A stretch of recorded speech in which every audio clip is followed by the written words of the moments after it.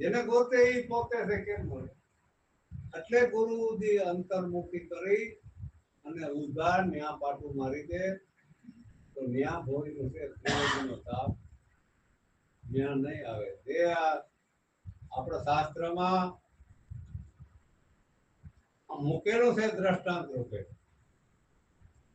પણ ભાઈલા જાણે એ વેદ સાક્ષી પૂરે ચાર વેદ. વેદમાં ગૌણ ભાષામાં લખેલ છે, બધાને વાંચતા આવડે, ઉકલે નહીં. એટલે ભીમ બધાને ઘેરા લાખા કરે હરગાવ્યો દુર્યોધન, અને ભીમમાં થોડુંક અભિમાન હતું બહારનું, એટલે બધાને તેડીને ઘુમરા મારવા માંડ્યો, નીકળી જાઓ આપમેળે નીકળાય એમ નથી. જેમ જેમ જીવ જેમ જેમ છૂટવા જાય તેમ તેમ ડબલ બંધાય, એ છોડાવે જુદું થાય. એટલે ભીમ થાક્યો, થાકે ત્યારે ગુરુને શરણે આવે છે માણસ. જ્યાં સુધી પોતાને ખબર પડે ત્યાં સુધી કોઈને શરણાગતિ સ્વીકારવાની મજા આવતી નથી આવતી. પણ જ્યારે એને ગમ ન પડે ને ત્યારે અગમ ઘરની વાત ગુરુ સુગમ કરીને સમજાવે, હેલી કરીને સમજાવે, એટલે અગમ નીકળે.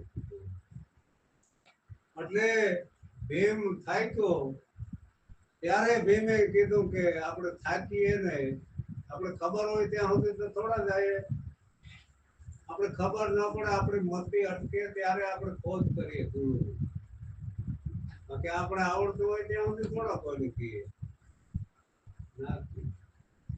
જ્યાં સુધી મતી અટકાય ત્યારે ત્યારે ભીમ થાક્યો ત્યારે એને કીધું કે સદૈવ તું હું ગોતીશ કામનો, મરી જાય તું બતાવતો નથી રસ્તો, ફરતી જાઓ આપણે લાખાગ્રહ. આ જગત લાખાગ્રહ છે, ત્રિવેદીનો તાપ છે, આદિ વ્યાધિ ઉપાધિ. ઓલાને અર્જુનને તો 18 દીનું યુદ્ધ હતું, આપણે તો જીવીએ ત્યાં સુધીનો સંઘર્ષ છે. આદિ વ્યાધિ ઉપાધિ અને તમોગુણ રજોગુણ સત્વગુણ જીવ ત્રિવેદીનો તાપ એને કીધો. તો એ ઓલા ભીમે કીધું કે સદૈવ હું તું જાણે તો હું કામનો, મરી જાય એવા કરે તો તું પૂછ તો કહું ને, પૂછ્યા વગર ન કહું. એટલે આ સદગુરુને શરણે આવે એને જ ઉપદેશ આપે. સદગુરુ કોઈ ગાટલા કપડ થોડો બજારમાં બે, બજારમાં આગળ મારી ચોકમાં બેઠા છે, કેટલો મોણા નહીં કે હું કોઈને કહું કહે ઉપદેશ લઈ લે, તો મરી જાય, સોનાઈ જાય, લઈ લો એમ હાલે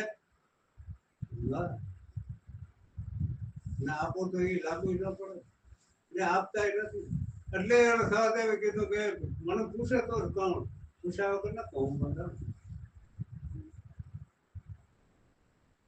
તો એ પૂછે એટલે કેવા બાકી આટલા કપડા કેવા લાગી દીધો. એટલે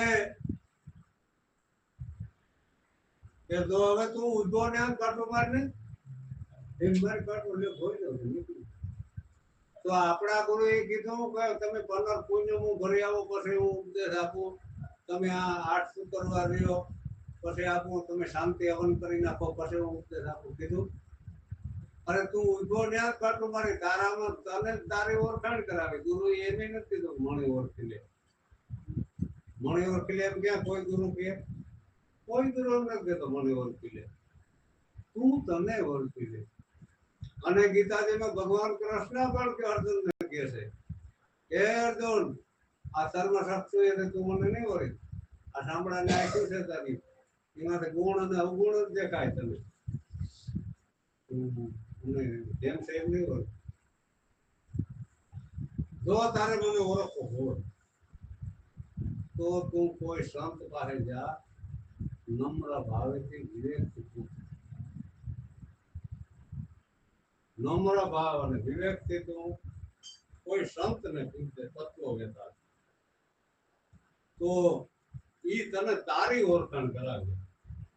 અને જો તારી ઓળખાણ કરાવે ને, તું જો તને ઓળખી ને તો તું મને ઓળખી, નકર તું મને નહીં ઓળખી, નકર તું મામા ભોઈનામાં રહે, હારા બનાવી મારી હારો બનાવી થતા મામા ભાઈને થતા અને મિત્ર ભાવી હતો. તો આ ભાવમાં તું રહી જાય પણ તું જેમ છે એમ નહીં હોય. એટલે આ નાનું ભણ્યું છે શાસ્ત્રનું બાપા, પણ આના જે ગુરુ કૃપા જેની માથે અઢળકશે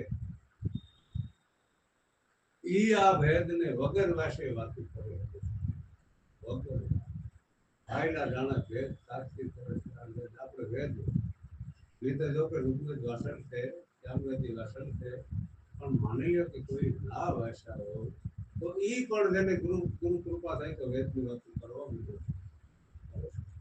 ગુરુ કૃપા કેવલ્યમ શિષ્ય તો પરમ મૂલ્ય